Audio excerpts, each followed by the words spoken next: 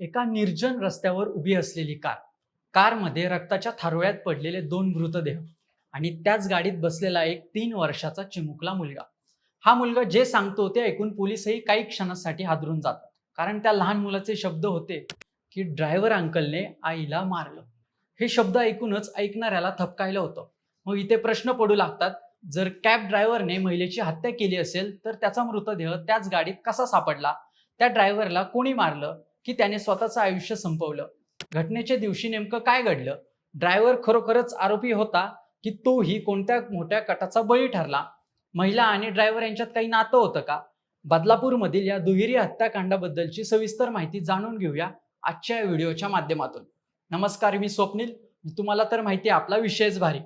मंडळी, बदलापूर भागात दिवसाढवळ्या समोर आलेल्या दुहेरी हत्याकांडाने संपूर्ण महाराष्ट्राचं लक्ष वेधून घेतलंय. बदलापूर पूर्वेकडच्या जोवेळी गाव परिसरात ही दुहेरी हत्याकांडाची घटना घडली आहे. नागरिकांनी एका संशयास्पद गाडीमध्ये दोन मृतदेह असल्याची माहिती पोलिसांना दिली आणि ही माहिती मिळताच आपल्या पथकासह ते घटनास्थळी धाव घेतली. पोलिसांनी घटनास्थळाची पाहणी केली आणि मृतांची ओळख पटवण्याचं काम सुरू केलं. या तपासादरम्यान समोर आलेली माहिती अधिक धक्कादायक होती. पोलिसांच्या तपासामध्ये मृत महिला आणि बदलापूरमध्ये राहणारी मनीषा भोसले असल्याचं समोर आलं. गेल्या 2 वर्षापासून ती आपल्या कुटुंबासह घटनास्थळापासून अवघ्या 1.5 किलोमीटर अंतरावर राहत होती. तर दुसरा मृतदेह गणेश शिंदे यांचा होता. गणेश शिंदे हा मुंबईतील घाटकोपर परिसरातील रहिवासी असून ओला, उबेर अशा कॅब कंपनीत ड्रायव्हर म्हणून काम करायचा. पण या संपूर्ण प्रकरणातील सगळ्यात महत्त्वाचा साक्षीदार ठरला तो म्हणजे मनीषा भोसले यांचा 3 वर्षाचा लहान मुलगा. एवढ्या लहान मुलाने पोलिसांना दिलेला जबाब सध्या तपासाचा केंद्रबिंदू ठरलाय. त्या मुलाने सांगितलं की ड्रायव्हर काकांनी आईवर चाकूने वार केले आणि या एका वाक्यामुळे पोलिसांची प्राथमिक संशयाची दिशा निश्चित झाली. पण इथेच हे प्रकरण आणखी गूढ झालं, कारण मुलाने आईच्या हत्येबद्दल सांगितलं, मात्र चालकाच्या मृत्यूबाबत कोणतीही स्पष्ट माहिती समोर सांगितलीच नाही. पोलिसांच्या प्राथमिक तपासात घटनास्थळी चाकूचा वापर झाल्याचं दिसून आलं. पण पोलिसांनी सांगितलं की आधी महिलेवर चाकूने वार करण्यात आले. पण मंडळी, त्यानंतर नेमकं काय घडलं याचा तपास सुरू झाला.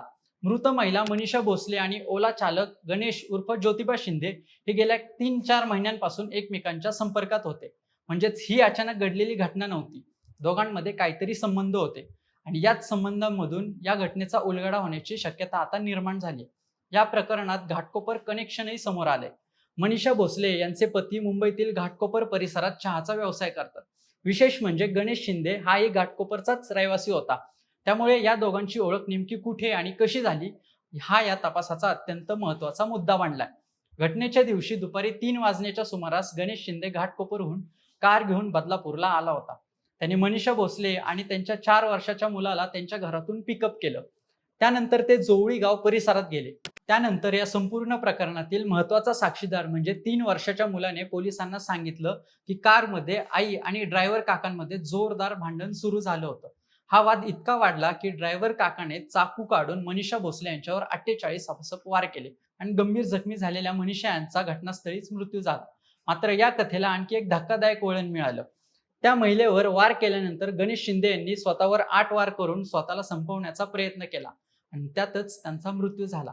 पोलिसांनी सांगितलेल्या माहितीनुसार गणेश शिंदे यांच्या मनात काही गोष्टींवरून प्रचंड राग आणि संशय होता आणि ह्याच रागाच्या भरात तो घाटकोपरहून चाकू घेऊन बदलापूरला आला. महिलेला पिकअप केलं. त्याच दरम्यान त्यांच्यात वाद होऊन तो विकोपाला जाऊन ही निर्घृण घटना घडली. त्यासोबत मंडळी, पोलिसांनी घटनास्थळावरून हत्येसाठी वापरण्यात आलेला चाकू जप्त केलाय. त्या चाकूवरचे फिंगरप्रिंट्स, रक्ताचे नमुने आणि इतर फॉरेन्सिक पुरावे तपासले जात आहेत. याशिवाय या प्रकरणाचा खरा उलगडा करण्यासाठी आता सायबर सेल देखील सक्रिय झालाय. आता पोलिसांसमोर एक प्रश्न उपस्थित झालाय की दोघांमध्ये काही प्रेम प्रकरणाबद्दल संबंध होते की गणेश शिंदे यांची कोणी इतर व्यक्तीने हत्या केली आहे? त्याचंच उत्तर शोधण्यासाठी पोलीस आता तपास करतायत. त्याचबरोबर मनीषा भोसले आणि गणेश शिंदे यांच्या मोबाईल फोनची तपासणी सुरू करण्यात आली. दोघांचे call log, chats, messages, location history आणि डिजिटल व्यवहारही तपासले जात आहेत.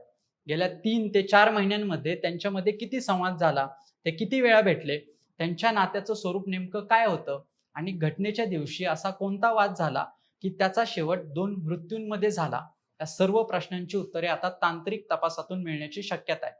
आणि ते सत्य समोर आल्यानंतरच बदलापूरला हादरवून टाकणाऱ्या या प्रकरणामागचं रहस्य उलगडून कळणार आहे. बाकी मंडळी, तुम्हाला या घटनेबद्दल काय वाटतंय हे आम्हाला कमेंट करून नक्की सांगा. आणि सोबतच आपल्या विशेष भारी यूट्यूब चॅनलला सबस्क्राईब करायला विसरू नका. धन्यवाद.